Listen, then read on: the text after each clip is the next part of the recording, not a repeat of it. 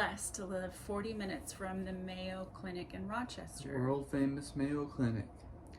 So his nephrologist there in Rochester at Mayo said, I think it would be great for you all to get established with the CKD clinic. CKD is chronic kidney disease.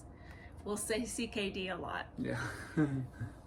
For you all to get established with the CKD clinic, they'll help monitor you. You'll probably go twice a year, and they'll kind of you'll get lots of information from them. So in May, we went to his first appointment, and we saw the nurse practitioner, and she went over his labs, and she said, you're in stage 4 kidney failure. Yeah. And we were stunned. Progressing more quickly than they thought.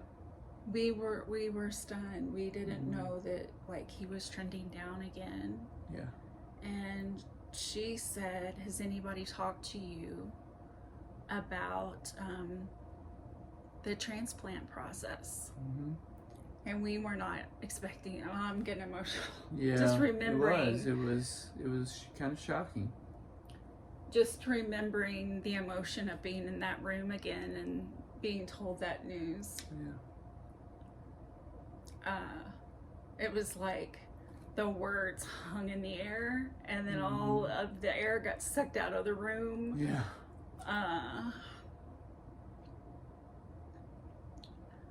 I did not go in that day expecting to hear that. Yeah. At all. And of course we talked about dialysis as well.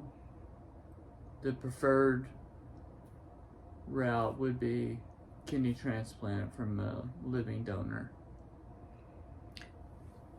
And Jeremy we've been told, she told us that day, you seem like a great candidate for transplant at your stage where you are. The preference for a lot of people is, if you are a candidate, is to get transplanted. Because once you go on dialysis, you don't. So that was the news we were given that day, back in May, that we were not expecting, mid-May. And we ended up calling your mom on Mother's Day, I remember. We called your mom, and she was at your sister's house. Yeah. I was kind of glad she was with your sister, so she could get that support. Comfort, yeah. We told your mom and your sister together. And then we called your brother and his wife Nicole, and we told them. And I have my brother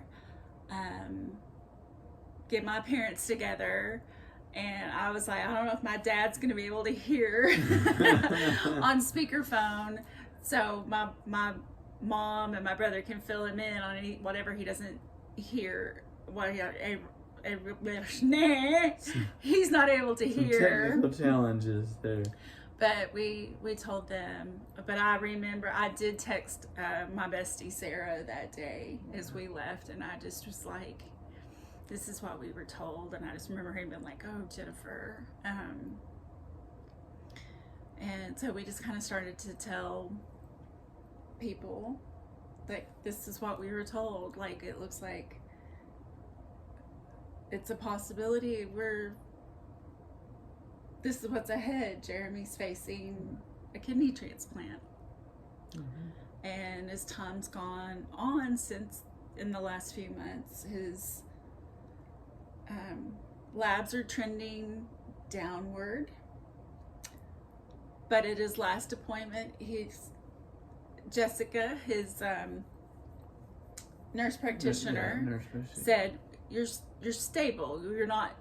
You're not trending any further down, but you've kind of stabilized. But we're still being pointed in the direction of a kidney transplant." Yeah. We've been really impressed with Mayo Clinic.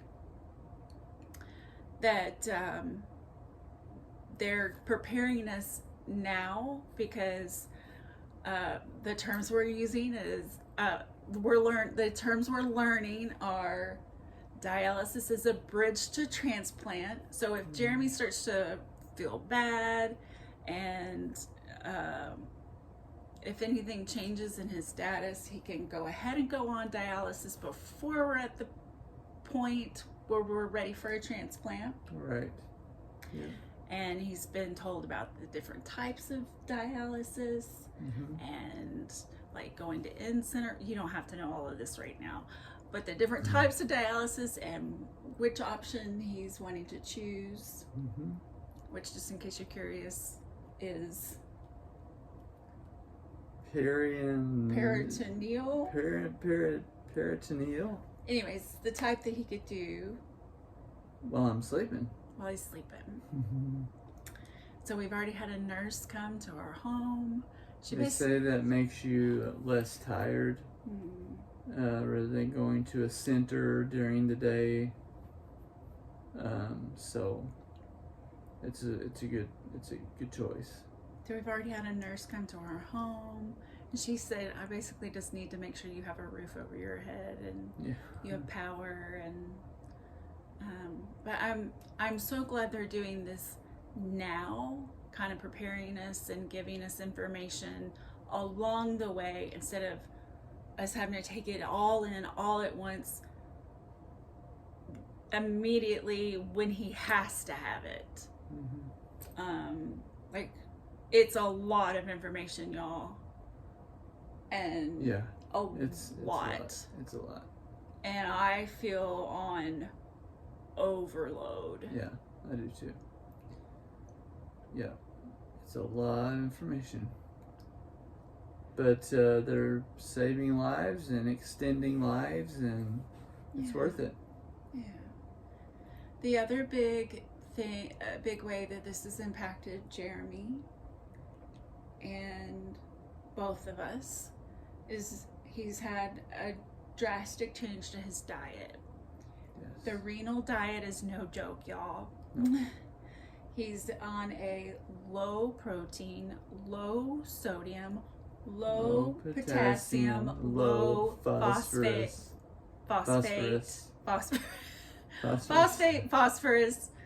diet. Yeah. It's restrictive. Very restrictive. Like, I can eat red grapes. And oatmeal. Oh no. No?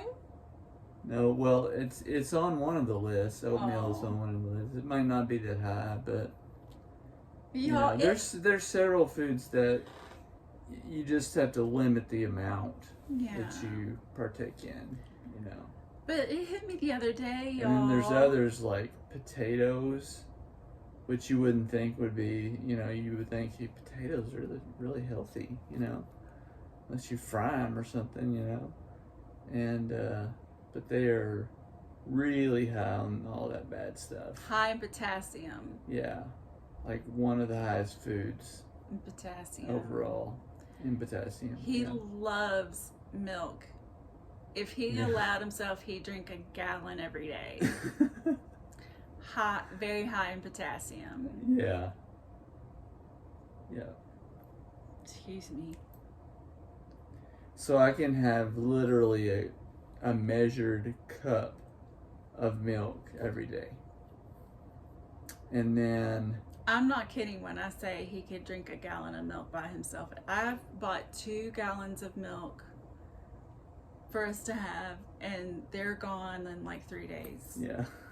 Between a cereal and just drinking milk. And then maybe I can have like a spoonful of yogurt or cottage cheese or...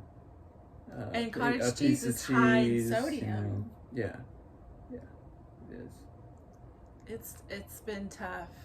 And meal planning's been tough. Yeah. And trying to do it I feel sorry for you. Thank you. I'm trying to help as best I can, but a lot of the weight does fall on Jennifer's shoulders. And trying to do it on a really modest budget, it's been hard. And I mean, everybody knows the cost of food is we're all feeling the weight of that right now. Yeah. So I mean, we're all feeling the weight of food prices right now, but you know, trying to reset your diet right now when you know you're already dealing with a restrictive budget is hard. Yeah. So that's an area where we could really use some prayers. Yes, Jennifer's she cooks most of the meals. I'm the You're the dishwasher. I'm the dishwasher. Yeah. He's a handsome dishwasher. Thank you. So that's an area that's been stressful, is just trying to incorporate that, because it's important. It's important. I'm saying it like the girls on The Bachelorette. Yeah. Important. Important. Yeah, that drives me crazy. So okay, to keep us on track. Diet. That's been hard. The diet changes have been hard, and that's been a lot of information to take in. So we got to see another dietitian recently, and that was helpful. We had some real moments with each other, and all of this, some tears, some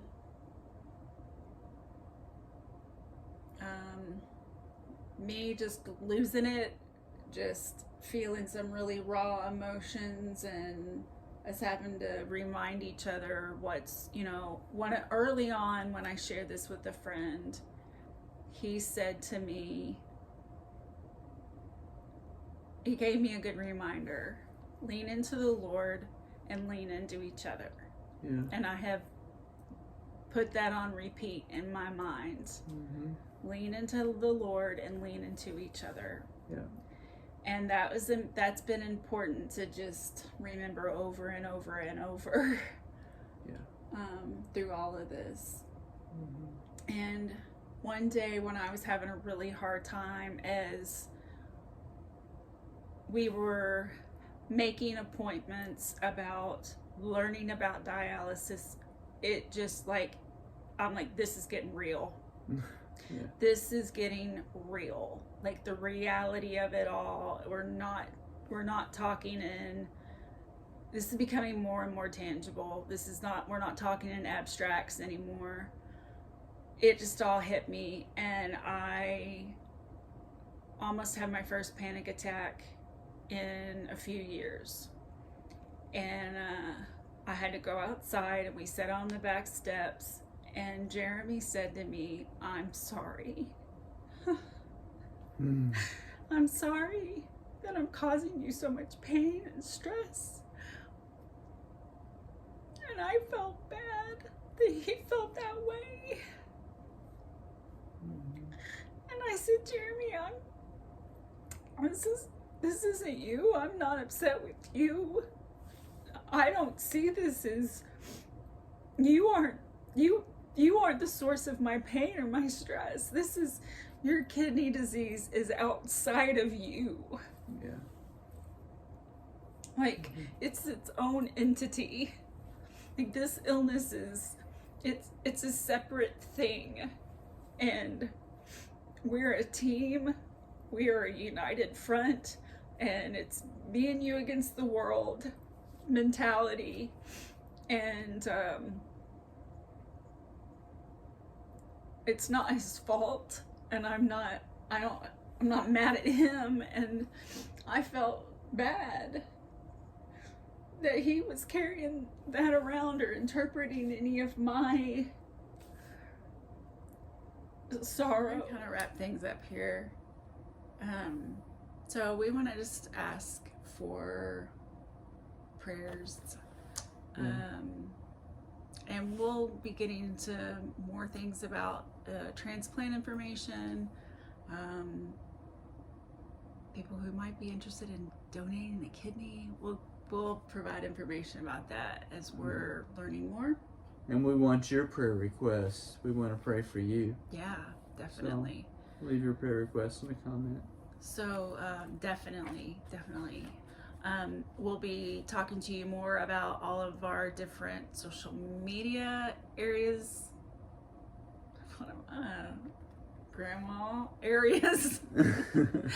We'll be talking about all of our social medias.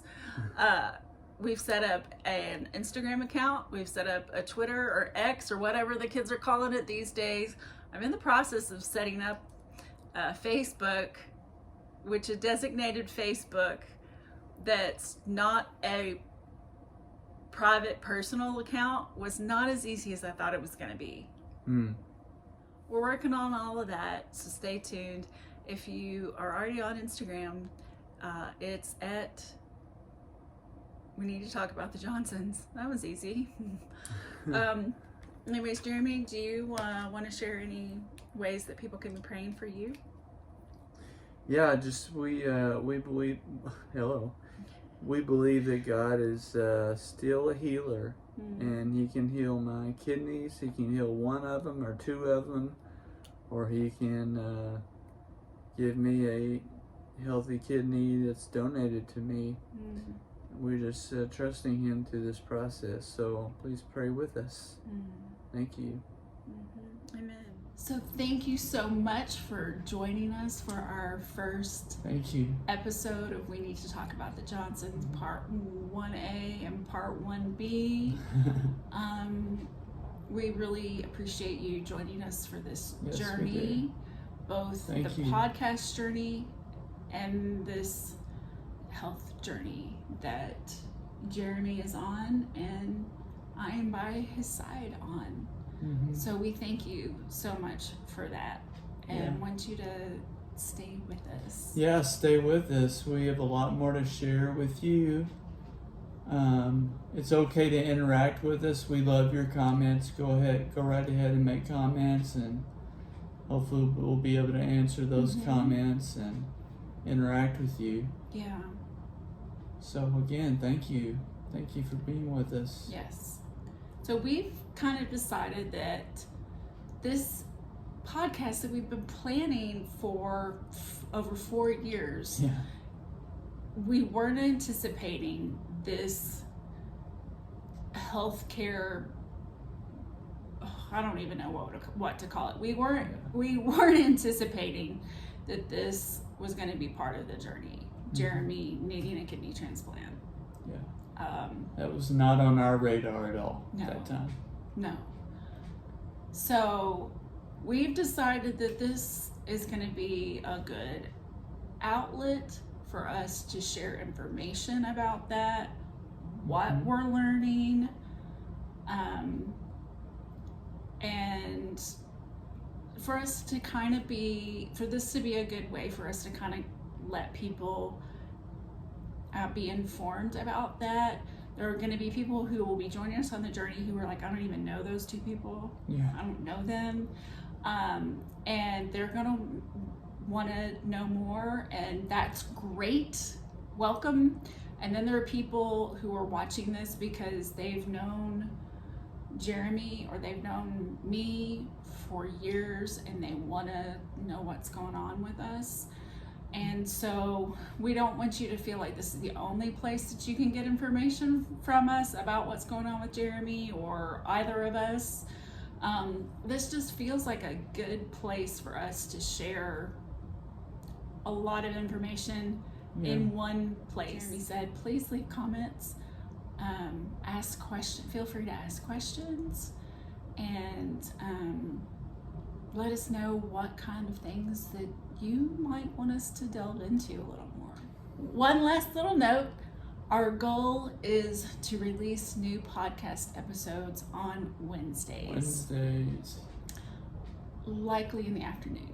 We'll let you know what time of day we decide upon.